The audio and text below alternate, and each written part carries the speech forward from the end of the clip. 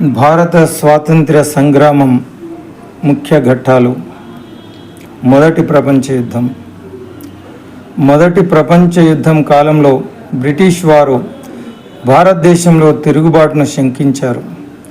వారిని ఆశ్చర్యపరుస్తూ భారతదేశంలోని ముఖ్య నాయకులందరూ బ్రిటిష్ వారికి అపూర్వమైన సహాయ సహకారాలు అందించారు. మానవేతర వనరులను సమకూర్చి భారత్ బ్రిటిష్ యుద్ధ ప్రయత్నానికి కొండంత అండగా నిలిచింది. సుమారు 13 లక్షల మంది భారతీయులు సైనికులుగాను పనివారుగాను ఐరోపా, ఆఫ్రికా, మధ్య ప్రాచ్యాలలో పనిచేశారు.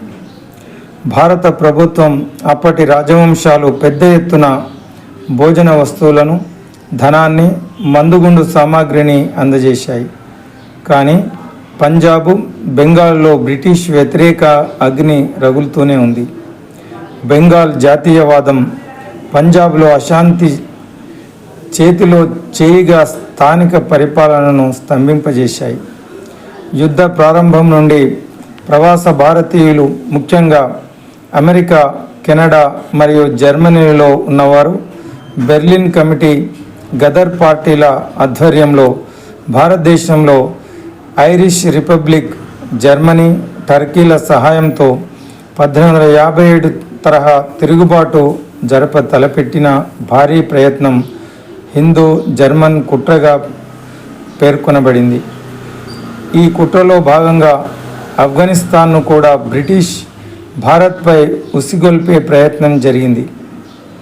తిరుగుబాట్లకు జరిగిన అనేక ప్రయత్నాలలో ఫిబ్రవరి తిరుగుబాటు, సింగపూర్ తిరుగుబాటు ముఖ్యమైనవి. ఈ ప్రయత్నాలన్నీ గట్టి అంతర్జాతీయ గూఢచర్యంతోనూ, క్రూరమైన చట్టాల భారత రక్షణ చట్టం 1915తోనూ 10 సంవత్సరాల పాటు అణిచివేయబడ్డాయి.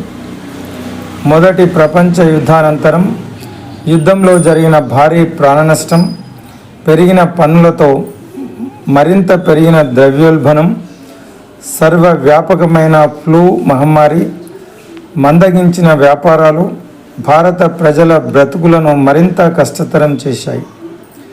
బ్రిటిష్ పాలన అంతమొందించడానికి భారత సైనికులు దేశంలోకి ఆయుధాలను దొంగతనంగా తెచ్చారు. కాంగ్రెస్లోని మితవాద, అతివాద గుంపులు మరలా కలిసి పనిచేయడంతో యుద్ధపూర్వ జాతీయవాదం పునరుజ్జీవితం అయింది.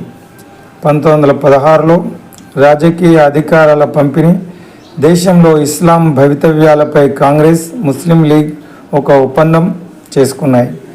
దీనికి లక్నో ఒప్పందం అని పేరు. బ్రిటిషర్లు మొదటి ప్రపంచ యుద్ధంలో భారతదేశ సహాయానికి ప్రతిఫలంగా భారత జాతీయవాద కోర్కెలపై చేద్దాం పద్ధతిని అవలంబించారు.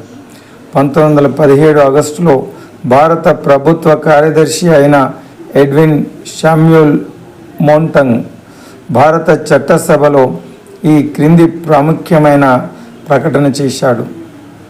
భారతదేశంపై ఆంగ్లేయుల దృక్పథం ఏమిటంటే, ప్రతి నిర్వహణ శాఖలోనూ భారతీయుల సంఖ్యను, ప్రాముఖ్యతను పెంచుతూ స్వయం నిర్వహణ వ్యవస్థలను క్రమంగా అభివృద్ధి చేసి ఒక అభివృద్ధి కాముకమైన ప్రభుత్వాన్ని భారతదేశంలో ఏర్పాటు చేసి ఈ దేశాన్ని బ్రిటిష్ సార్వభౌమాధికార సామ్రాజ్యంలోని అవిభాజ్య భాగంగా తయారు చేయడం.